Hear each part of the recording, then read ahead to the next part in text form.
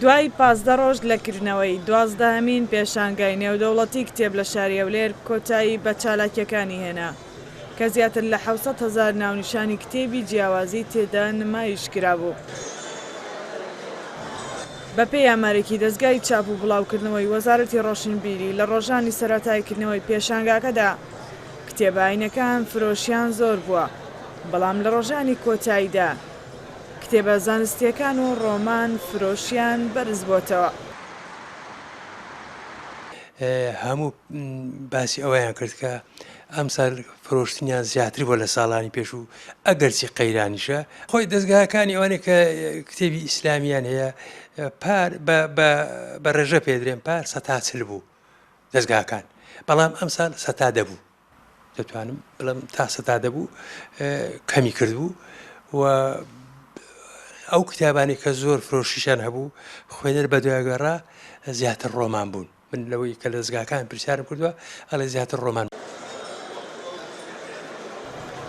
بە بەراورد بە ساڵانی ڕابردوو لە پێشانگاکەی ئەم ساڵدا بە ڕێژەی لە 181 نمایشکردنیە و کتێبانە کەمی کردبوو کە هۆکار بوون بۆ بڵاوبوونەوەی بیری توونڕەوی. بە شێوەیەک ساڵی ڕابردوو 165 ناونیشان لە پێشانگاکەدا قەدەغە کرابوون، بەڵام ئەم ساڵ تەنها 32 ناونیشان هەڵگیران.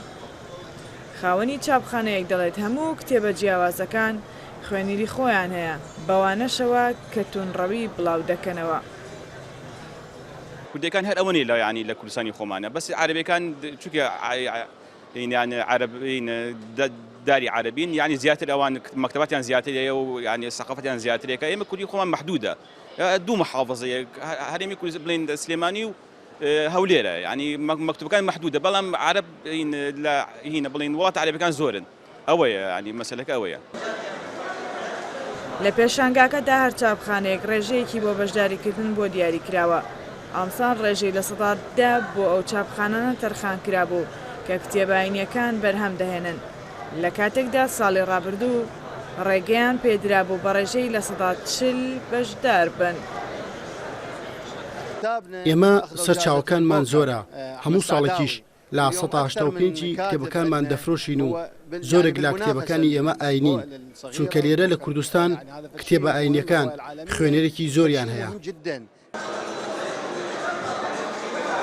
لە پێشانگاکەدا جگە لە نمایشکردنی کتێب ڕۆژانە زیاتر لە 8 چالاکی ڕۆشنبیری ئەنجام دەدران کە 310 دەستگای چاپ و بڵاوکردنەوە بە بەشداری 18 وڵات تێیدا بەشدار بوون و سەرپەرشتیارانیش دەڵێن نزیکەی 100,000 کەس سەردانی پێشانگای ئەم ساڵیان کردووە. ڕێناس عەلی ئەنارتی، هەولێر.